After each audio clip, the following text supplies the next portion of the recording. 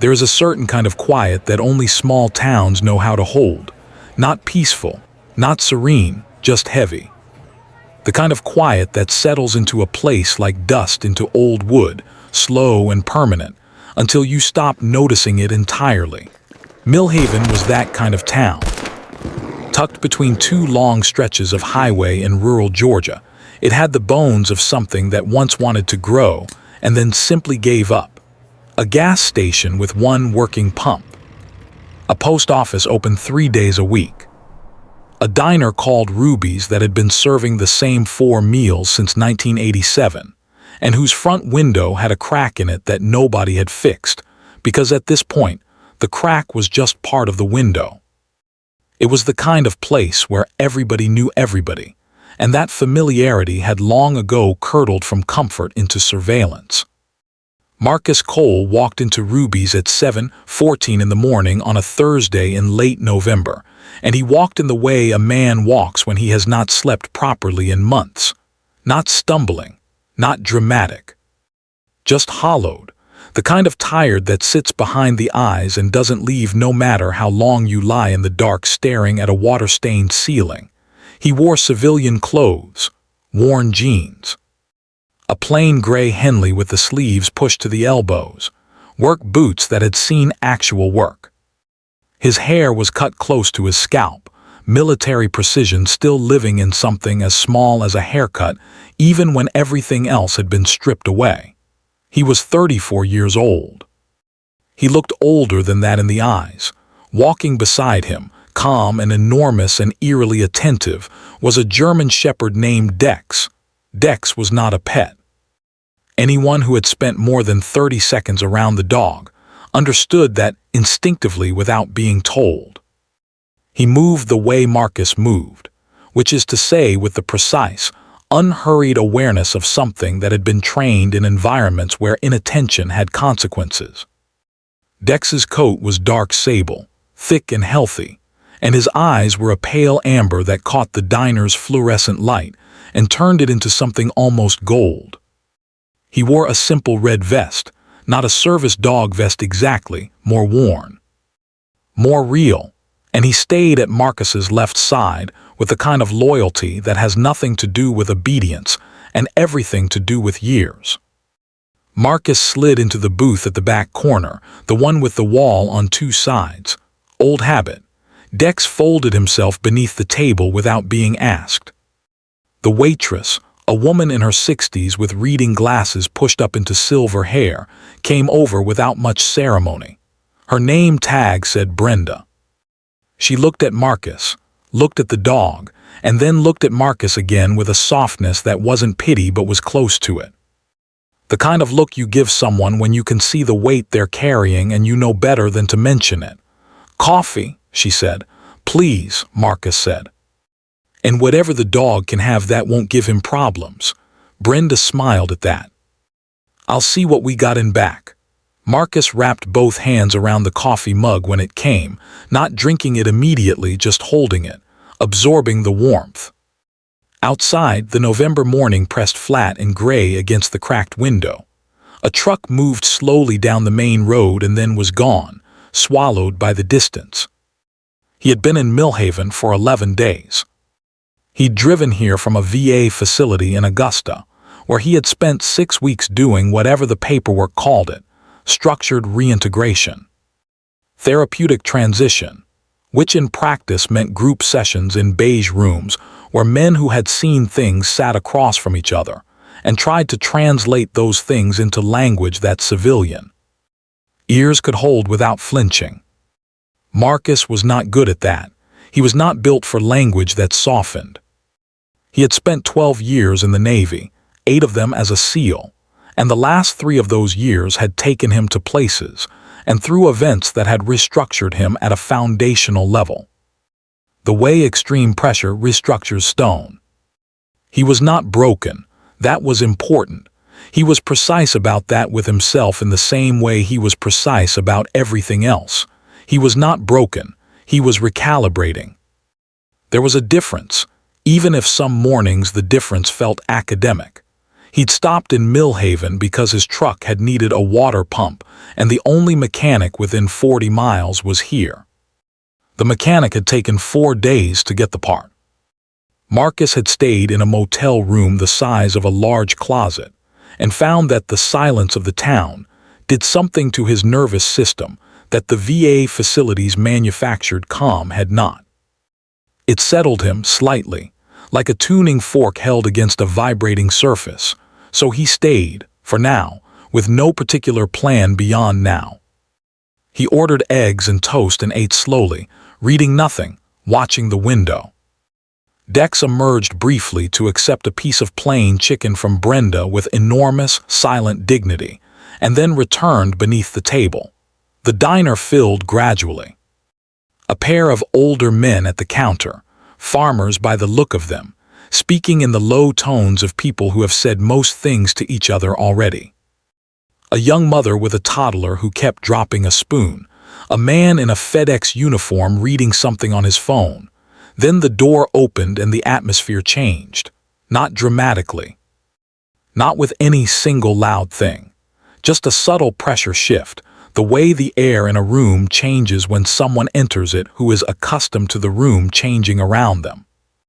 Deputy Ronald Greer was 38, broad across the shoulders in the way that comes from a gym and a mirror rather than from physical work. And he wore his uniform the way certain men wear uniforms, like it was a reply to a question about who held power in any given room.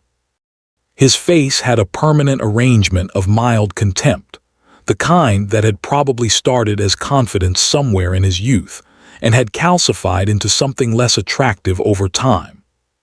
He had the walk of a man who had never once in his adult life been seriously afraid of another human being and had mistaken that for toughness. He scanned the diner the way people scan rooms when they are looking for confirmation of their own authority rather than actual information. His eyes moved past the farmers, past the mother, past the FedEx driver and settled on Marcus. He came over without being invited. "That your dog?" he said, by way of not quite saying hello. Marcus looked up from his coffee. "Yes. Health code says animals aren't allowed in food service establishments. Service dogs accepted with proper documentation." Marcus reached into his jacket and produced a worn card. He set it on the table without comment. Greer looked at it the way people look at things they have already decided not to be satisfied by. "This isn't a standard VA-issued card." "No," Marcus said. "It isn't. Where'd you get it?" "From the unit that trained him." Greer picked up the card, which Marcus noted without expression. He turned it over. Something flashed across his face, not recognition exactly, more like the slight irritation of encountering a word he didn't know and choosing not to ask what it meant. He set the card back down. "You passing through?" Greer said. The question had the surface texture of small talk and the underlying current of something else. "For now," Marcus said. "Where you coming from?" "Augusta." "What for?" Marcus looked at him steadily. "Breakfast," he said. The word sat there. Greer's jaw tightened almost imperceptibly. He pulled out the chair across from Marcus and sat down in it without being asked, which was either a power move or a social blindness, and Marcus had already assessed which one it was. Brenda drifted near, caught the temperature of the table and drifted away again. "I'm going to need to see some ID," Greer said. "We've had some incidents in this area, thefts. I'm making it my business to know who's new in town." "You run ID checks on everyone who eats breakfast here," Marcus said.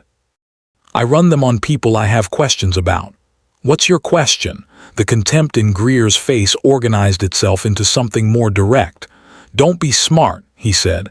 "ID." Now, Marcus produced his driver's license. Greer looked at it longer than necessary.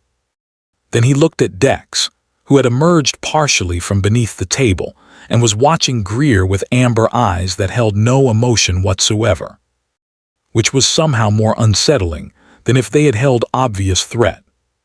"Put the dog away," Greer said. "He's not out," Marcus said. "He's looking at me." "He does that," Greer stood. The shift in his posture was the kind Marcus had read on other men in other places, the deliberate squaring of the frame that precedes an escalation that has already been decided upon internally. "Sir, I'm going to ask you to step outside with me. I haven't finished my breakfast." That wasn't a request.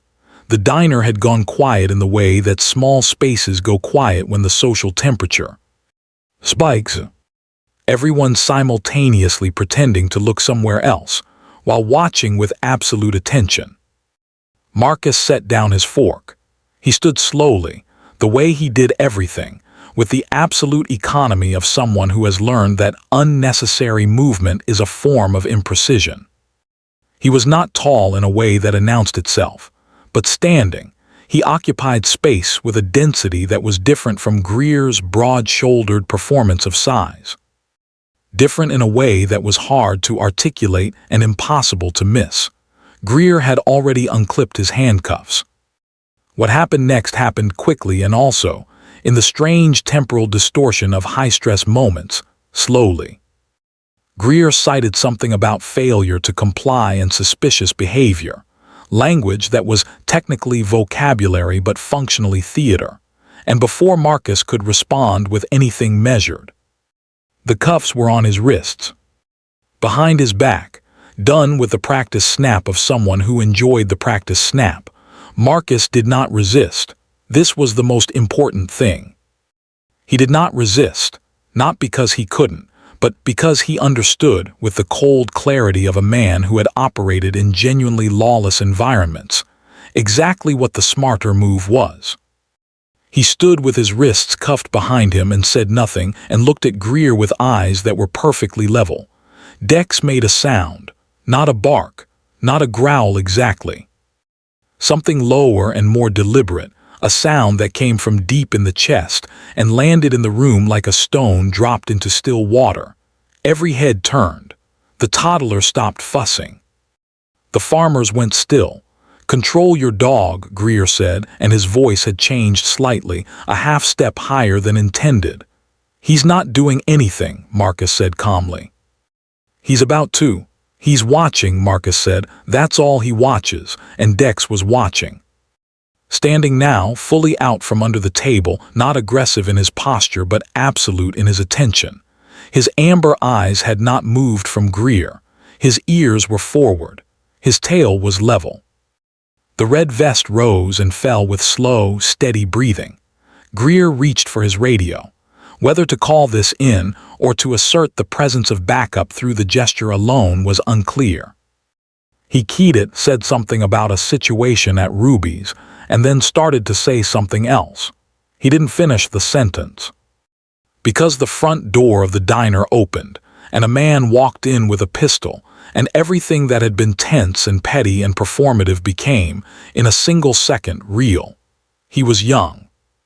Mid-20s, wild-eyed with the particular electric vacancy of someone operating past the edge of rational thought, past the point where consequences register. He had the gun raised at shoulder height before the door had fully swung back. And he was saying something loud and fragmented about the register, and not moving, and he swept the muzzle across the room in the wide, unstable arc of a person who has never held power before and is terrified of the power they are holding. Time compressed, Greer froze. It was a precise, total freeze, the kind that has nothing to do with training and everything to do with the sudden physical understanding that a situation has exceeded the frame in which one has always operated. His hand was still on his radio, his weapon was holstered.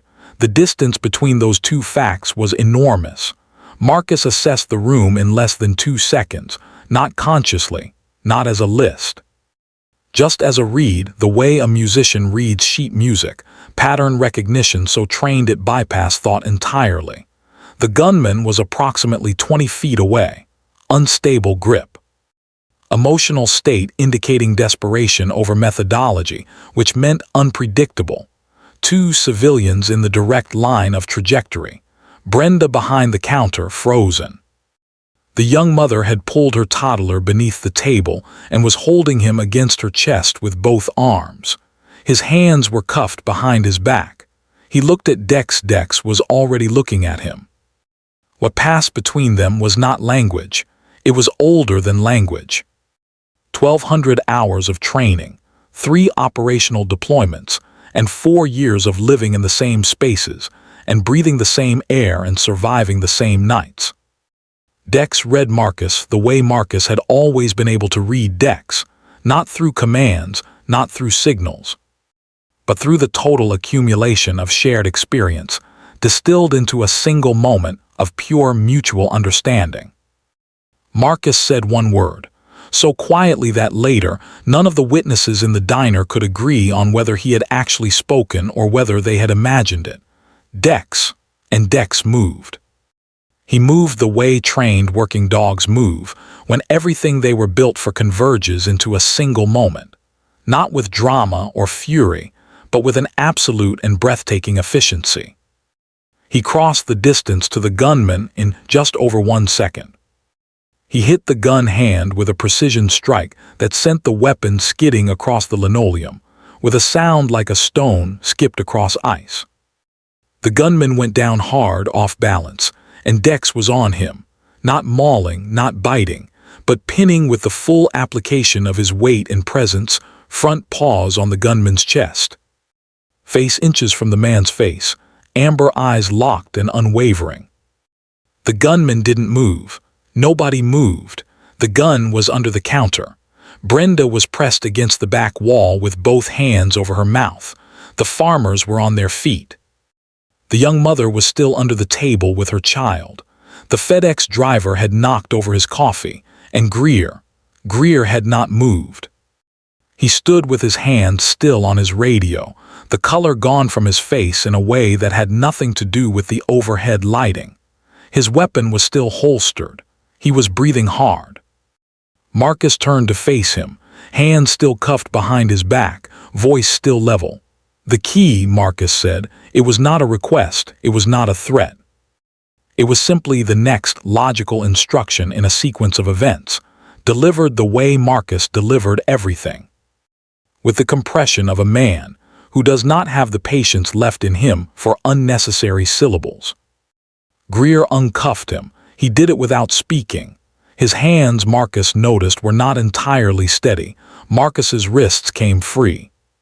He rolled his shoulders once and walked to the gunman, who was still pinned beneath Dex and making sounds that were somewhere between crying and hyperventilating. Marcus crouched and secured the man with a calm, methodical efficiency that required no equipment because 8 years of operating in demanding environments had built into his hands a knowledge of how to control a human body that no standard issue. Training covered. "Call it in," Marcus said without looking at Greer. "Properly this time." Greer called it in. His voice, speaking into the radio, was several degrees quieter than the voice he had used to tell Marcus to produce his ID. In the stretched silence that followed, while the dispatched units were still minutes away, the diner existed in a kind of suspended state. The farmers sat back down. Brenda came around the counter slowly and stopped when she reached the young mother and her child, and she just stood there, hand on the woman's shoulder, not saying anything because there was nothing to say that the hand on the shoulder wasn't already saying. The gunman on the floor had stopped fighting. He was young, even younger than Marcus had initially assessed. There was a boy somewhere inside the wild-eyed adult face, a frightened, badly lost boy, and Marcus felt the complicated weight of that recognition without letting it change what needed to be done.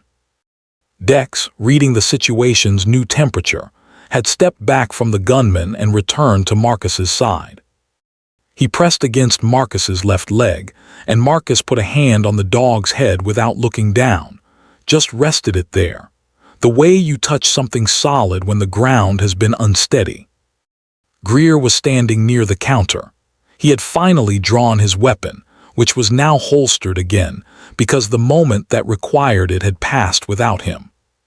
He was looking at Marcus with an expression that Marcus had seen before on the faces of men, confronting the distance between who they believed themselves to be and what they had just demonstrated themselves to be. It was not a comfortable expression to wear. It was not meant to be. The patrol cars arrived in 7 minutes. Statements were taken. The gunman, 19 years old, later revealed to be in the grips of a situation involving debt and desperation and very poor decisions, was taken into custody. Nobody was hurt. A state trooper, taking Marcus's statement outside in the cold November air, looked at the ID and at Dex's vest, and then looked at Marcus with an attention that was different from Greer's. Quieter. More informed. "What unit?" the trooper said. Marcus told him. The trooper was quiet for a moment, then he said, "My brother did 2 tour with 8th SDB. He looked at Dex. "You two been together the whole time?" "Almost 4 years, Marcus said. The trooper nodded slowly. He handed the ID back with both hands. Greer stood apart during all of this. He was answering questions from the other officers, in a voice that was smaller than the one he'd arrived with. At some point he looked in Marcus's direction, and Marcus looked back at him, and what passed between them was not hostility and not forgiveness, and not anything that had a clean name. It was just the raw, uncomfortable truth of what had happened sitting in the air between them, unadorned. Greer opened his mouth once as if to say something, then closed it, then opened it again. He started. Marcus waited. "I was out of line," Greer said. The words came out like something being put down after being carried too long, not graceful, but real. Marcus looked at him for a long moment, long enough that the moment had texture. "Yeah," Marcus said. "You were." He left it there, not to wound, not to magnify. Just because the truth deserved to stand in the open without being rushed past. He went back inside to finish his coffee. Brenda had already refilled it. She set a fresh plate of toast in front of him without being asked. She was not a woman who expressed things through speeches, and Marcus was not a man who needed them. He nodded at her. She nodded back. Dex settled under the table again, heavy and warm against Marcus's boots, and Marcus wrapped both hands around the mug the same way he had wrapped them at 7:14 that morning. Before the world had briefly decided to remind him what he was made of. He hadn't wanted the reminder, he never wanted it. But there was something in it, something in that specific exhaustion that follows the moment when the body does what it was trained to do without being asked, something that felt, in its own strange and heavy way, like being understood. Like all those years of sacrifice and precision and cost had not simply disappeared into the distance when the uniform came off. Like they were still there, still useful. Still mattering in a world that mostly didn't know what it owed to the quiet men who sat in back corners of diners and asked for nothing and simply tried to make it through another morning. The crack in the diner window caught the gray morning light and held it. Dex breathed steadily beneath the table. Marcus drank his coffee. Outside, the highway stretched in both directions, indifferent and endless, the way all roads look when you have been somewhere hard and are still figuring out where you're going next. But going somewhere still, moving forward in the only direction that remains available to the living, sometimes that is enough. Sometimes, on a cold Thursday morning in a small town that never expected to matter, it is everything.